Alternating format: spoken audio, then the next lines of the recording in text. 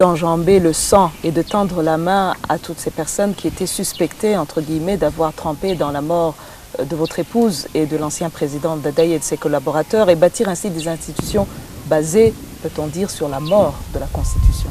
À un certain moment, si vous voulez faire la paix, vous devez savoir qu'il y a des concessions que vous faites de votre part. Mais l'autre côté aussi fait des concessions. Et après, vous trouvez ce qui vous met ensemble, ce qui vous unit. Et je pense que c'est cela que nous devons tirer de cette expérience. D'abord, quand il s'agit de désigner Cyprien Diamira, ensuite, quand il s'agit de signer cette convention de gouvernement, ensuite, quand il s'agit de signer la convention de gouvernement, on a toujours vu que c'était le rendez-vous du donner et du recevoir. Le donner et recevoir qui nous a permis pendant cette décennie d'avoir de la paix. Ce que j'appelle moi la paix ethnique. Maintenant, si les problèmes se posent, et j'espère qu'il n'y a pas d'homme politique qui va nous faire reculer, il se pose autrement. Il se pose autrement par rapport à la démocratie, mais au moins cette dimension est de plus en plus maîtrisée. Je le répète encore une fois, ce n'est pas tout d'un coup que vous êtes compris. Il y en a qui prennent du temps. Je suis sûr qu'il y en a qui comprennent aujourd'hui le pourquoi de la convention de gouvernement, 20 ans après. Et je suis sûr et certain que dans l'histoire, on écrira que ça a été une réalisation de génie au niveau politique. Sinon, je ne sais pas ce que serait devenir au Burundi si on n'avait pas agi de manière aussi flexible. On voit la naissance d'un autre mouvement armé, le CNDD, le Conseil national pour la défense de la démocratie, fondé par votre compagnon à ce moment-là au Frodebou, Nyangoma, et plus tard les Forces pour la défense et de la démocratie, FDD. Est-ce que les violences qui sont survenues par après n'ont pas gêné ce pouvoir, votre pouvoir? Oui, ça m'a gêné. Peut-être qu'il faudra que j'attende pour écrire des mémoires et l'écrire dans tous les détails. La naissance du CNDD était incontournable et elle était nécessaire. Il y en a même au niveau du Frodebou qui encourageaient cela. D'ailleurs, les premiers qui ont créé le CNDD-FDD étaient des gens du Frodebou.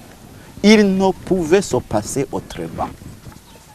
Parce qu'il y avait même une déclaration qui avait été faite par le colonel Bikomago. Il est encore vivant, il peut l'assumer. Il disait, écoutez, mais une armée est changée par une autre. Les gens ont compris, ils ont dit, écoutez, on va vers là. Il y a eu, bien sûr, des exceptions qui ont été commises de part et d'autre, mais pour l'histoire, cela nous a aidés dans la suite. Ce n'était pas moi qui étais en place, mais je m'en félicite. Je m'en félicite parce que ça nous a aidés à négocier cet accord d'argent. C'est pourquoi il ne faut pas blaguer avec l'accord d'argent. Il ne faut pas blaguer avec. C'est un accord de paix qui a montré sa productivité pour arriver à inspirer confiance entre les composantes burundaises. Il a encore 10 services pour parler au langage militaire. Il a encore 10 services. Cet accord, il a encore 10 services. Peut-être que d'ici une quinzaine d'années, on pourra penser à voir quels sont ces résultats, dont certains sont connus aujourd'hui. Mais encore une fois, je dis flexibilité par rapport à des situations du genre. Est-ce que tous les cadres du Frodebou à ce moment-là, lorsque le CNDD et le FDD plus tard naissent, étaient d'accord avec cette orientation armée? Moi, je ne crois pas qu'il y ait un seul qui était contre. C'était une question de tactique, tout simplement. Et ça a été ensuite comment on a géré les rapports entre les uns et les autres. Et parce qu'après, il y a également des ambitions. Encore une fois, c'est normal. Il y a des ambitions qui se sont intercalées. Mais tout le monde disait, il y a quelque chose qui nous manque. Il y a quelque chose qui nous manque. D'ailleurs, je vais vous raconter une boutade. Quand nous allons aux élections de 2005, moi je vais quelque part à Makewuko. Il y a des gens qui nous entendent parler et puis qui viennent qui me disent, mais on croit que vous étiez ensemble avec le CNDD-FDD. Parce que c'est ça qu'ils comprenaient. Les gens se disaient, M. Ntibandou Nganya et M. Nyangoma se sont partagés les tâches. Nyangoma va faire la lutte armée, et Ntibandou Nganya continue la résistance ici, et au moment opportun, il faut se rencontrer. C'est ça que les Burundais attendaient. Mais nous n'avons pas répondu de manière efficace à cette attente de Burundi. Vous entamez donc des négociations déjà en 1995 avec l'UPRONA, -1 et -2, et à Arusha pour tenter, disons, d'affermir la cogestion. Qu'est-ce qui a conduit à l'échec de ces négociations? La lecture de ce que nous visions depuis le 21 octobre 1993. Je crois que du côté de l'UPRONA, qui était représenté par Charles Democassi, il y avait cette volonté de dire, écoutez, on doit reconnaître qu'il y a eu génocide, etc. Mais Nyerere disait, on attend. Alors, quand Nyerere a proposé une déclaration, qui était franchement une déclaration qui ne contenait aucun problème, l'UPRONA a refusé. Et Nyerere a dit, je vois que vous ne comprenez rien, il faut que je pose la question alors à un niveau supérieur, à ceux qui m'ont envoyé pour guider ces négociations. Et c'était ainsi qu'avait été décidé le sommet d'Arusha du 25 juin 1996. Au moment où vous gériez le pays, avez-vous senti l'ingérence des situations qui étaient dans les pays de la sous-région, les génocides au Rwanda par exemple en 1994, notamment les violences menées par le Hutu Power dans le Massissi contre les Banyamulenge et aussi. Aviez-vous des connexions extérieures aussi vous-même? Mais dans tout ce que vous devez savoir, c'est qu'il y a des interférences dans cette région, notamment au niveau des pays que je considère comme constituant l'épicentre de la crise dans la région des Grands Lacs. Et ces pays, c'est d'abord le Rwanda et le Burundi, qui sont d'ailleurs appelés des frères jumeaux. Vous savez même, on est tellement frères jumeaux qu'on dit, dans un pays, on est le pays de 1000 collines, et dans un autre, on dit, nous sommes le pays des 1001 collines. Nous sommes tellement jumeaux que nous discutons même la source du Nil. Les Rwandais ont quelque part, ils situent la source du Nil. Nous, les Burundais, nous avons quelque part, nous situons la source du Nil. Alors, ces deux pays constituent l'épicentre. Lequel épicentre, quand il gronde, a des répercussions sur l'environnement voisin. La RDC hier, le Zaïre, la Tanzanie, en premier lieu, un tout petit peu l'Ouganda et le Kenya. Et il est normal que donc la situation que vivait le Rwanda à l'époque avec le génocide ait des répercussions sur le Burundi. D'ailleurs, pour deux raisons. Parce qu'il y avait des Rwandais qui avaient vécu au Burundi de 1960 à là. Et dont certains d'ailleurs ont participé à la guerre au Rwanda. Ensuite, parce qu'il y avait des Burundais également qui vivaient au Rwanda. Et ensuite, parce qu'il y a des stratégies, autant au niveau régional qu'au niveau international, qui intègrent ces différentes données. Ne me demandez pas de vous dire dans les détails, ceci ou cela, mais c'est l'analyse que je fais au niveau des principes. Et nous l'avons vu. Vous avez vu que quand il y a des problèmes entre le Burundi et le Rwanda, obligatoirement, il y a des secousses dans la région des Grands Lacs. Mais quand la situation se passe très bien entre le Burundi et le Rwanda, la région des Grands Lacs se calme. Lorsque vous étiez à Arusha, à ce moment-là, sur quoi vous vous étiez convenu? Ici, je vais réclamer des droits d'auteur. Parce que des fois, quand on parle de l'accord d'Arusha pour appeler à la réconciliation au Burundi, on oublie d'où il vient. C'est ce jour-là que moi j'ai demandé au président de la région qui était là, de nous envoyer des troupes au Burundi pour assurer la sécurité des citoyens par rapport aux forces belligérantes qui des fois, au lieu de faire de la guerre entre elles, ça donnait plutôt à des violences contre les Burundais. Et une force avait été décrétée pour être envoyée au Burundi et des mécanismes étaient enclenchés pour que cette force vienne. Il y en a qui lui ont donné une autre lecture ici. Je pense qu'aujourd'hui, ils ne le feraient pas. Puisque eux-mêmes, aujourd'hui, des fois réclament des forces de ce genre, alors qu'il n'y a rien qui l'explique aujourd'hui. En deuxième lieu, on avait dit, à partir de maintenant, au lieu de nous limiter à des négociations entre le parti IPRONA et le FRODEBO et les satellites, nous allons penser à des négociations globale et inclusive qui n'exclut pas les mouvements politiques armés.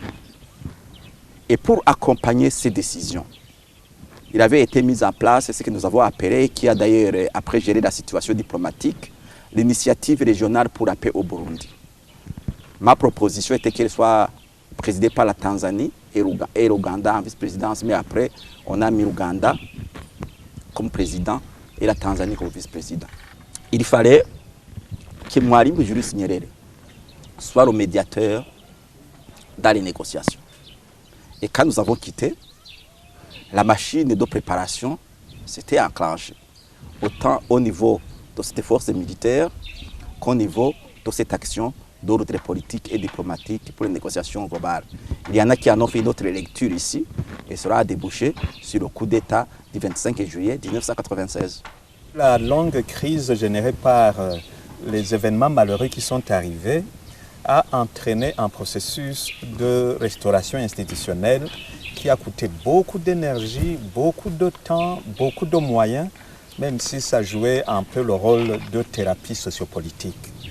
Et les décisions que vous étiez en train d'engager ont provoqué des énervements, ce qui a conduit à la poursuite des violences en 1995-1996 et finalement a entraîné votre départ du pouvoir. C'est un peu cette période de déclin que nous voulons creuser maintenant, en sachant que c'est cette période aussi qui va ouvrir à d'autres étapes que nous pourrons creuser à d'autres moments. Oui, Monsieur le Président, vous tentiez, en recollant les morceaux, de ramener la paix dans le pays et la sécurité dans tout le pays, mais subitement on remarque quand même une intensification de la violence. Juin 1995, ce sont les violences à l'université du Burundi.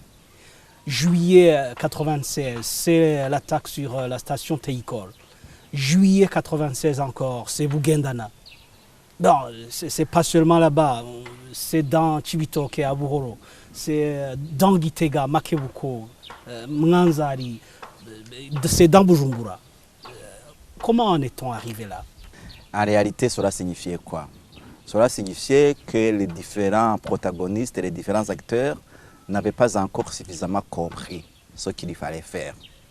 Et chacun croyait encore qu'en exhumant les muscles, il pouvait faire aboutir à ce qu'il voulait. Je ne sais pas l'exemple qu'au niveau de l'IPRONA, il y a eu des résistances à la convention de gouvernement et surtout à la reconduction du parti Sawanya Frodebou et de moi-même à la tête de l'État. J'ai des documents qui ont été écrits. Et des fois, je me pose la question, est-ce que ceux qui les écrivaient oseraient les assumer aujourd'hui? Parce qu'ils disaient, on ne veut pas dire génocidaire, on gagne à la tête de l'État. Est-ce que moi j'ai la tête d'un génocidaire? Est-ce que des idées d'un génocidaire? Est-ce que j'ai affiché des comportements d'un génocidaire? Mais c'était de bonne guerre qu'il parlait ainsi. Parce que l'objectif était d'empêcher que le Frodebou continue à diriger.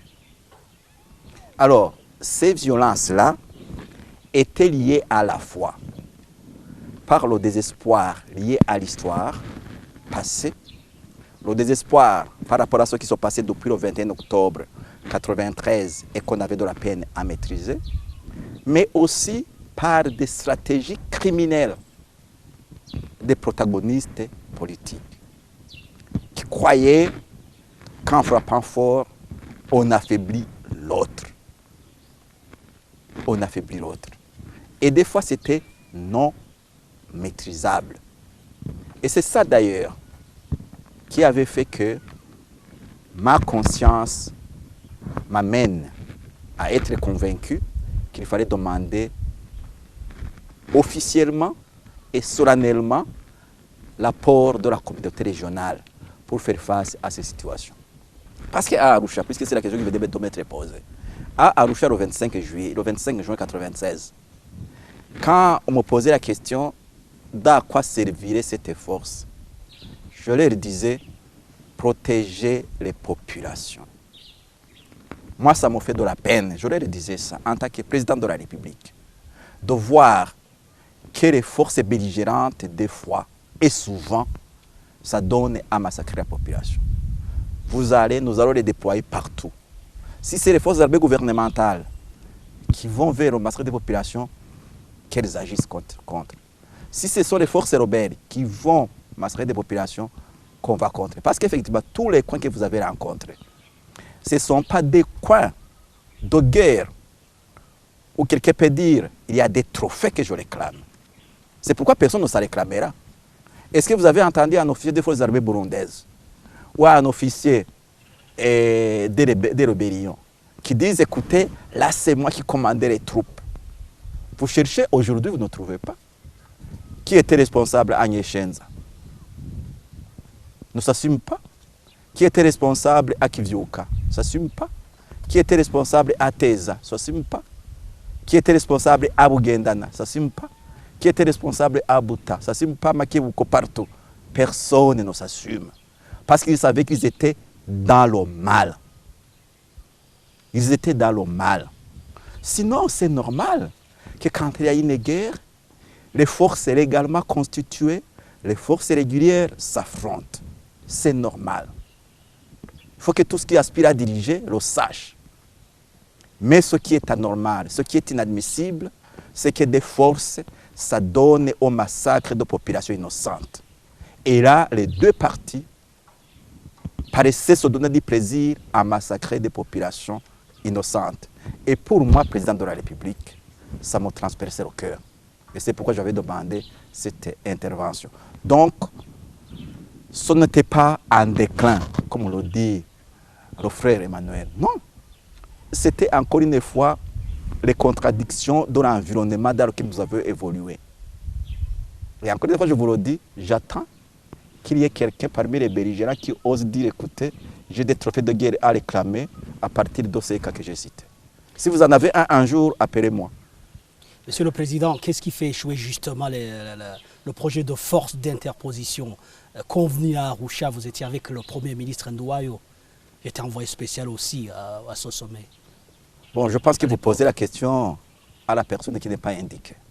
À ce moment-là, il faudrait poser la question à mon Premier ministre à l'époque, Nduwayo, mais aussi à ceux qui après ont fait le coup d'État.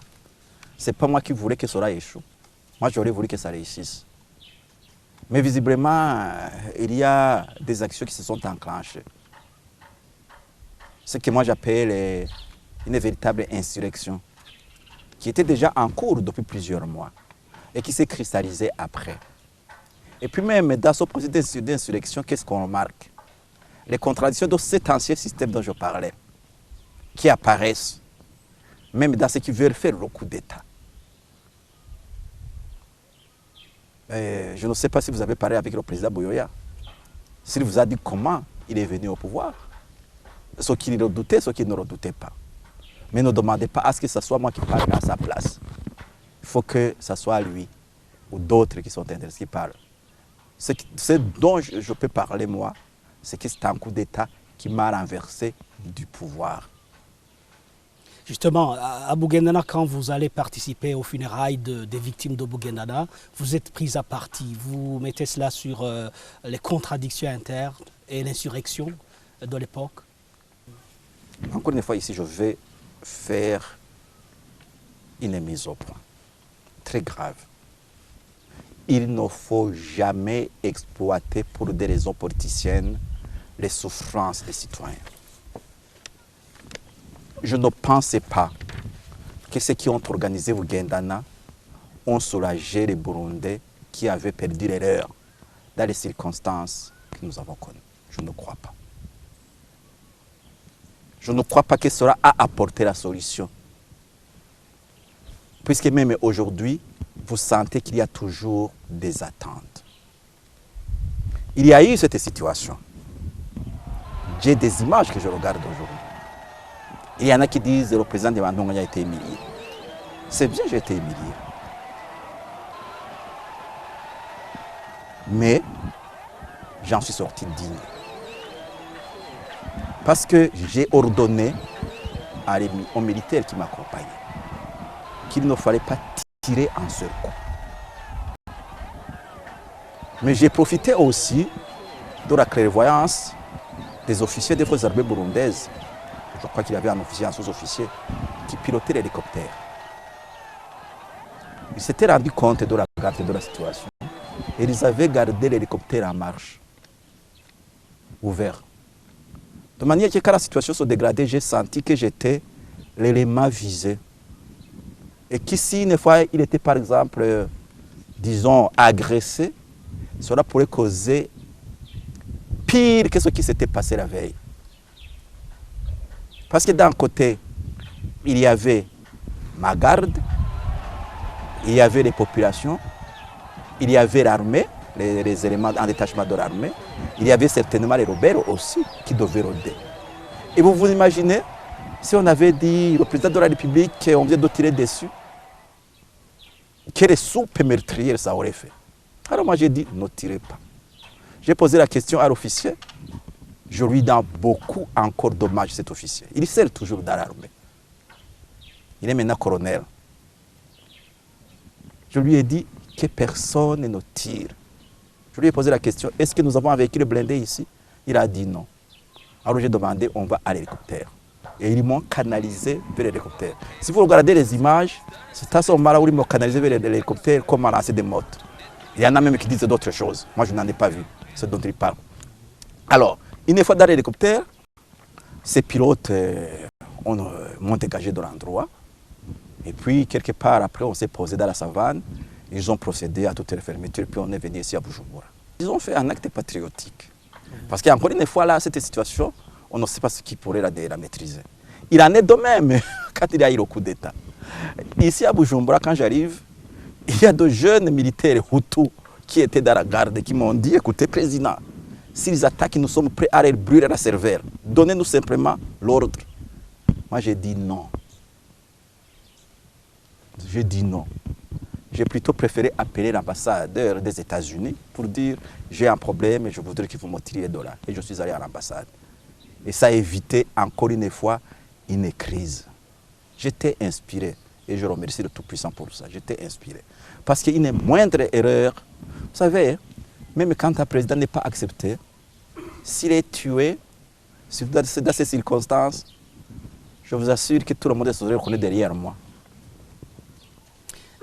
Monsieur le Président, avez-vous l'impression que tous ces événements malheureux vous ont fortifié votre personnalité d'homme d'État? Moi, je pense que j'ai fait ce que je devais faire avec les capacités, les possibilités que je fais. Il appartient au Burundais aujourd'hui de juger. Alors, revenant sur Dobugendana, vous vous réfugiez justement à l'ambassade des États-Unis et c'est probablement le début de la fin. Qu'est-ce qui a suivi justement avec votre refuge à l'ambassade? Non, j'ai d'abord rencontré... Vous aviez démissionné ou... J'ai d'abord rencontré mes collaborateurs au niveau des corps de défense de sécurité. Le colonel Nzikoro est venu me voir. Celui qui était chargé de service de renseignement, ils sont venus me voir, ils m'ont dit, Monsieur le Président, la situation évolue de manière dangereuse. J'ai dit, alors à ce moment-là, nous allons prendre nos précautions. Je n'aurais pas dit ce que j'allais faire.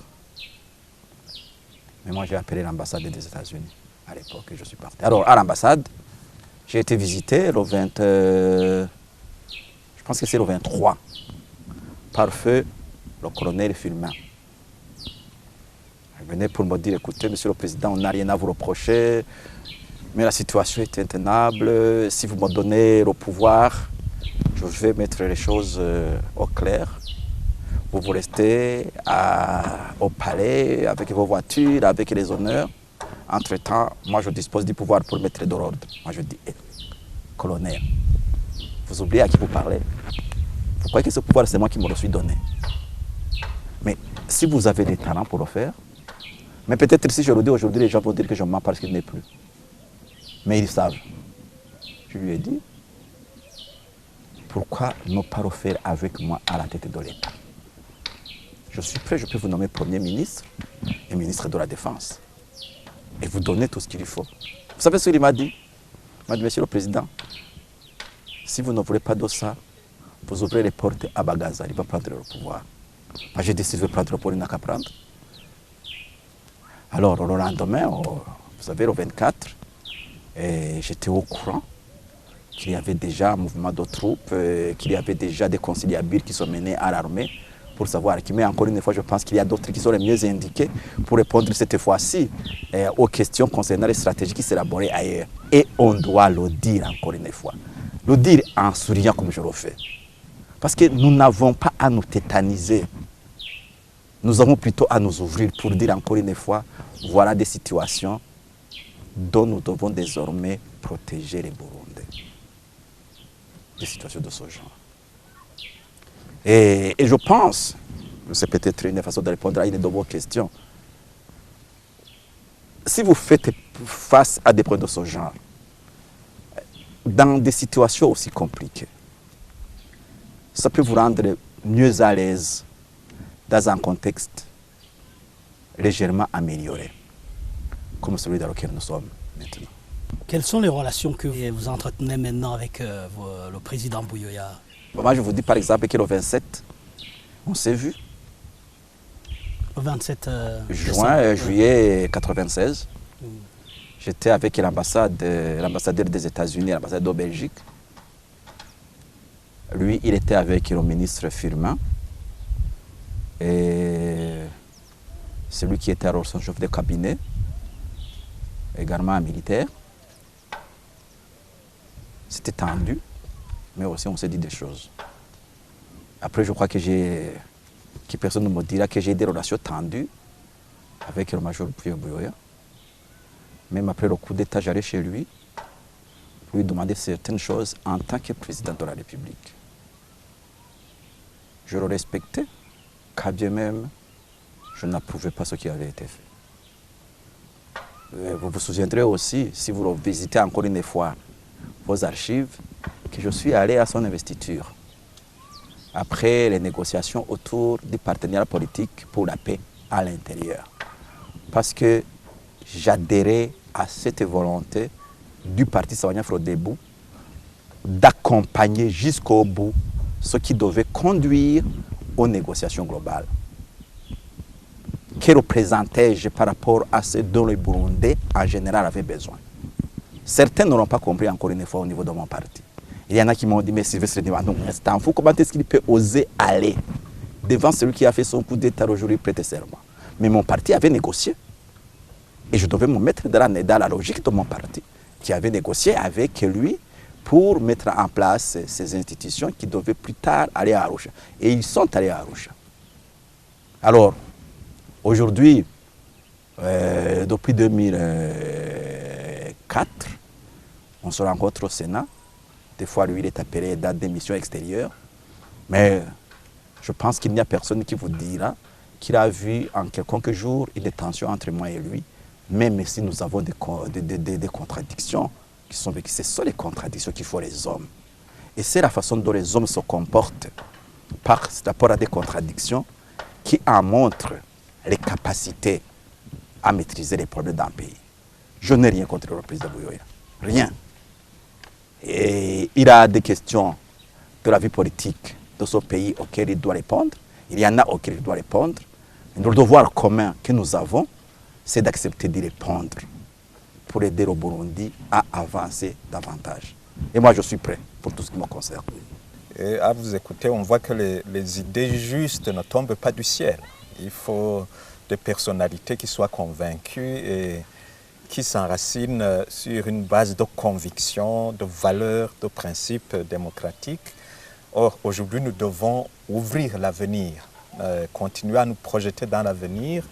Et ça peut être important de partager, pour terminer, ce genre de conviction, notamment par rapport à la gestion économique, mais aussi aux visions de projets de société, le rôle que vous assignez à la population, et puis comment vous vous voyez un peu comme sénateur.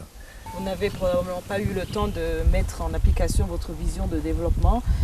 Quelles étaient les grandes articulations de ce projet de société du Frodebo et comment les 46 propositions constituent-elles une ouverture dans le développement du pays? Tout ce qui concerne les textes fondamentaux du parti Sawanya Frodebo, c'est moi qui les ai rédigés.